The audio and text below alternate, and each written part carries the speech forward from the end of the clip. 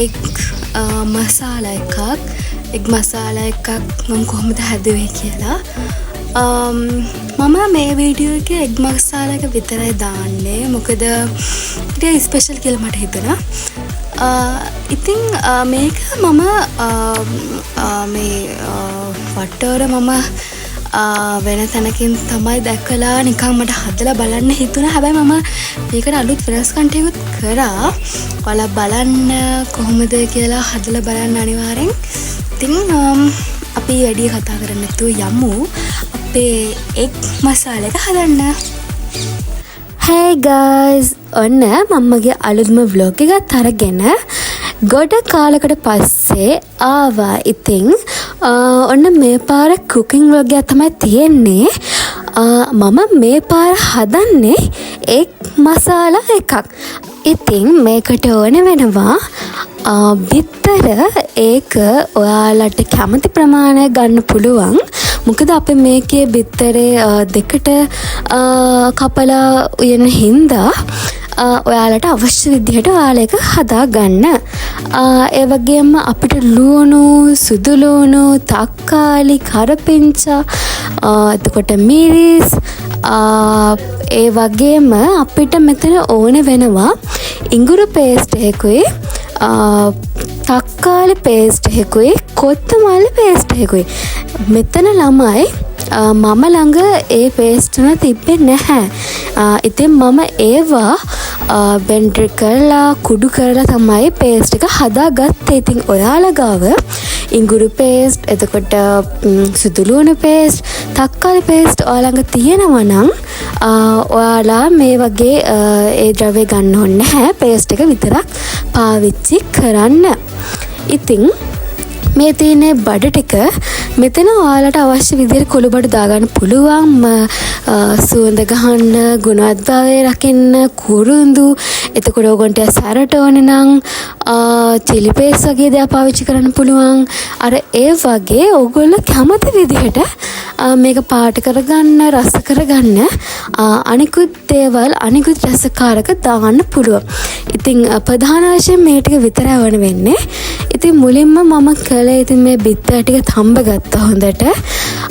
මේක ටික වෙලාවක් තඹගෙන ඉවර වෙලා මම මේ ටික අරගෙන වෙනම භාජනයකට දාලා එක කටු ඉවත් කරලා පැත්තකින් තිබ්බා. තියලා තමයි මම මේක දෙකට කපා ගත්තේ. මොකද කපා ගන්නකොට ළමයි අර මැද තියෙන කහමදේ කැඩෙන්නේ නැති වෙන්න කපන්න ඕනේ, කුඩු වෙන්නේ නැති වෙන්න. මොකද අපිට මේ කහමදේ තමයි ගොඩක්ම වැදගත් මේ අපේ එග් මසාලා එකට. ඉතින් ඔහොම තමයි මම වැඩ පටන් ගත්තේ. මුලින්ම බිත්තර ටික කපා ගත්තා. මොකද ඒක මුලින් කරගන්න එක ලේසි හින්දා. මොකද ඒකට පැත්තකින් තියලා නිවෙන්න ඇරලා අපිට නිදහසේ ඉතුරු වැඩ ටික කරගන්න පුළුවන් වෙන හින්දා. ඉතින් මේ විදිහට තමයි මම අනිත් දේවල් කරගත්තේ. ඔයාලා ළමයි මෙච්චර ලුණු ප්‍රමාණයක් ගන්න එපා. මට මෙතන ලුණු ප්‍රමාණය වැඩි වුණා. මොකද මේ හොද්දක් විදිහ නෙමෙයි මේක අන්තිමට බොර ගතියට එන හින්දා ලුණු ප්‍රමාණය ගොඩාක් පාවිච්චි කරන්න ඕනේ නෑ. ඒක ඔයාලා දාන ප්‍රමාණය අනුව ඔයාලා හිතලා බලලා ඒවා පාවිච්චි කරන්න. ඉතින් වැඩියෙන් රස වෙන්න කියලා වැඩියෙන් මම මේ දේවල් පාවිච්චි කරා. මොකද කුළු බඩු යහමින් දාන තරමට අදාළ රසය එනවා කියලා දැනන් හිටිය නිසා.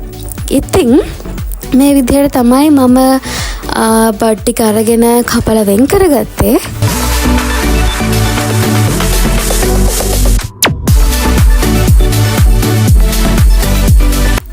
මේ තියෙන ළමයි අර ඔගොන්න මම කියපු සුදු ලුණු ඉඟුරු පේස්ට් එක. මේ පේස්ට් මං ගාව තිබ්බේ නැහැ.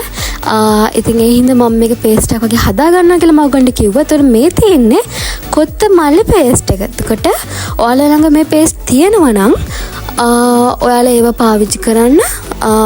මං ගාව ඒව නැති හින්දා තමයි මම මේ විදිහට ඒ දේවල් හදාගත්තේ. ඉතින් ඔන්න අපි ගොඩක් දේවල් ලෑස්ති කරගත්තා. මේ තියෙන්නේ අපේ තක්කාලි සිරප් එක. ඒකත් මම බ්ලෙන්ඩර් කරලා තමයි හදාගත්තේ. ඉතින් මේ තියෙන්නේ අපේ බඩු ටික. ඔන්න දැන් ඉතින් අපි උයන්නයි හදන්නේ.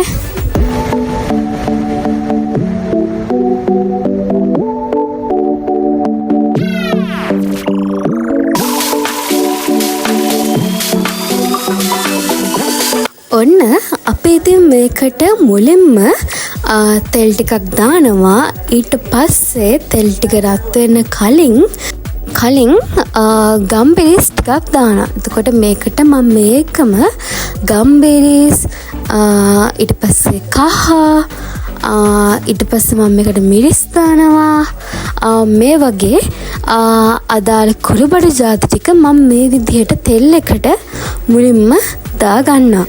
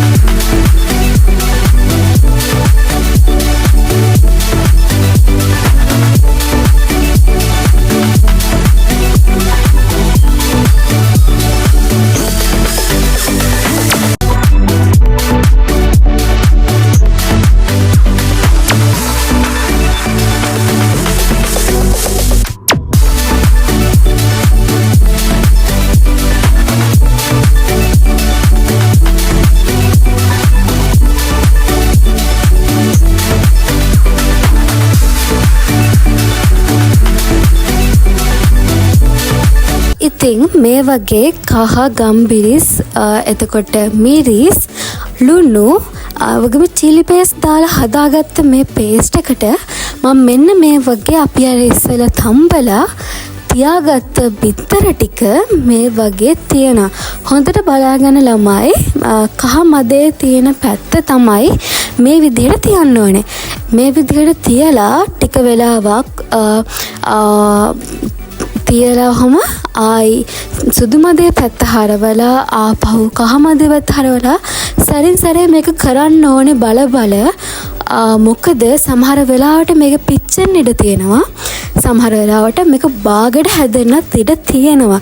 ඉතින් ඔයාලා පොඩ්ඩක් අවධානයෙන් ඉන්න ඕනේ. අපිට අවශ්‍ය පාට අවශ්‍ය දේ එනවද කියන එක පොඩ්ඩක් අවධානයෙන් ඉන්න ඕනේ. ඉතින් මෙහෙම තමයි බිත්තර මසාලා එක මම හදන්න පටන් ගත්තේ.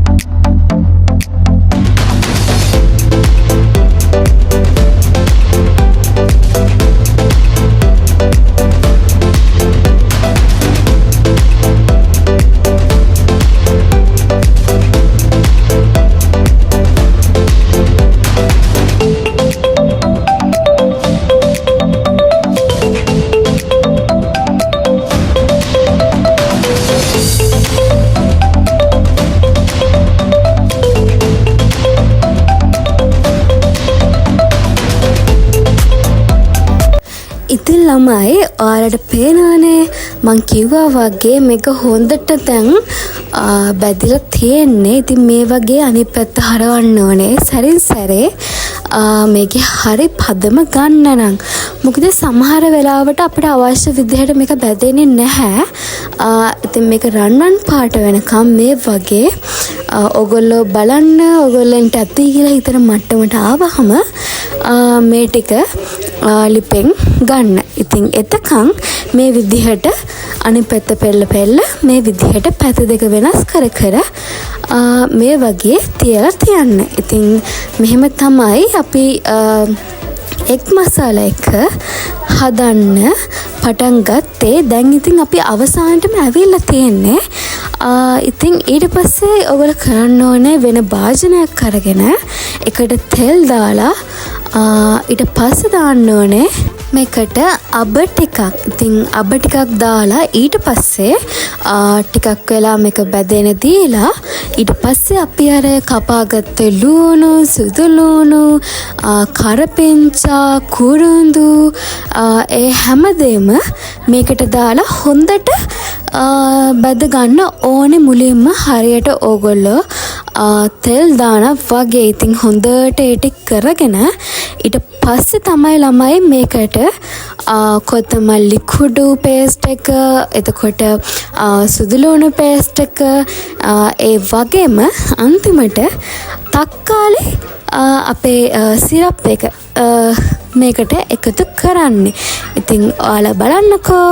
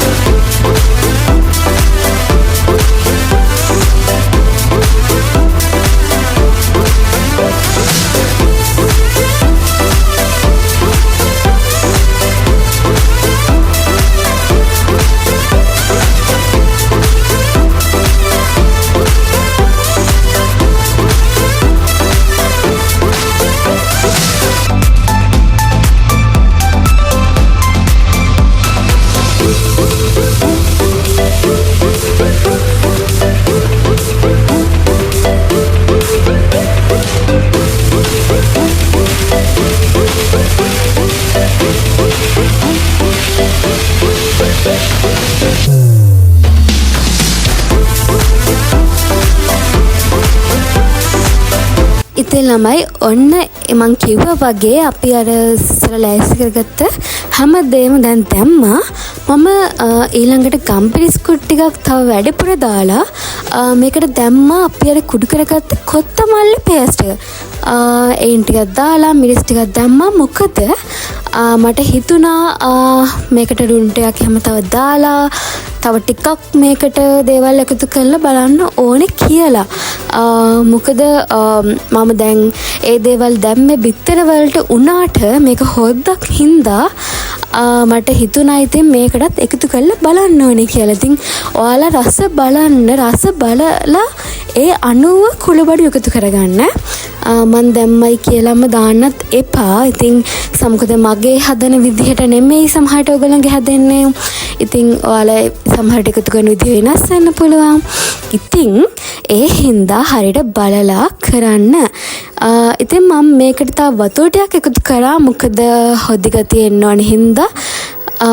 ඉතින් මේ මම මධ්‍ය අඩු පාඩුව බල මේ කුළුබඩු එකතු කරගන්න. ඉතින් මේක ළමයි මම මෙච්චර මිරිස් දැම්මට මේක ඉච්ච සැරවුනේ නැහැ. මොකද අපි අර දාපු දේවල් නිසාම මේකේ තියෙන සැර ගතිය ගොඩක් අඩු වෙලා තමයි තිබ්බේ. මට මෙතන ළමයි මම ඉස්සෙල්ලා ගෑස් එකේ හදාද හිටියේ. ඒ වුණාට මට තේරුණා මේකේ හොද්දි ගතිය ටිකක් වැඩි වුණා කියලා.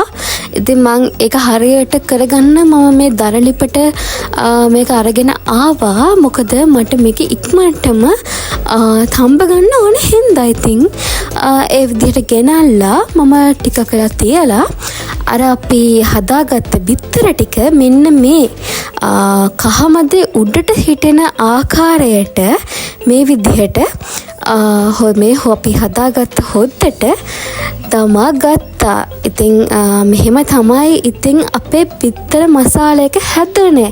ඉතින් ඔයාලට පේනවනේ මේ තියෙන අපි ඉස්සෙල්ලා හදාගත්ත බිත්තර ටික. දැන් ඉතින් මේ බිත්තර ටික ඔක්කොම හොදේ එකේ. ඉතින් ඔන්න ඔහම තමයි මේක මුකුත් කරන්න එපා, හැඳි ගන්න එපා. මුකුත් බිත්තර පොඩි වෙනවා. ඔයාලා ඒක දන්නවා. ඉතින් ඕක ඔහම තියන්න දෙන්න ටික වෙලාවක්. මම මේ එකතු කරන්නේ අපි ඉස්සෙල්ලා හදාගත්ත බිත්තර එකේ ඉතුරුලා තිබ්බ අපි සාදාගත්ත කුළු බඩු මිශ්‍රණය. ඒක තමයි මම මේ බිත්තරත් එක්කම එකතු කරගත්තේ. ඉතින් ඔහම තමයි අපේ රසම රස බිත්තර මසාලා එක හැදුනේ. ඉතින් මේ තමයි අවසාන අවුට්පුට් එක. බලන්න කටට කෙලවෙනවා නේද? ඉතින් ඔයාලත් අදම මං හදපු බිත්තර මසාලා එක හදලා මටත් ෆොටෝ එකක් යන්න. එහෙනම් ඉතින් ඊළඟ vlog එකෙන් හමුවෙමු. මම ඩොරා ටේස්.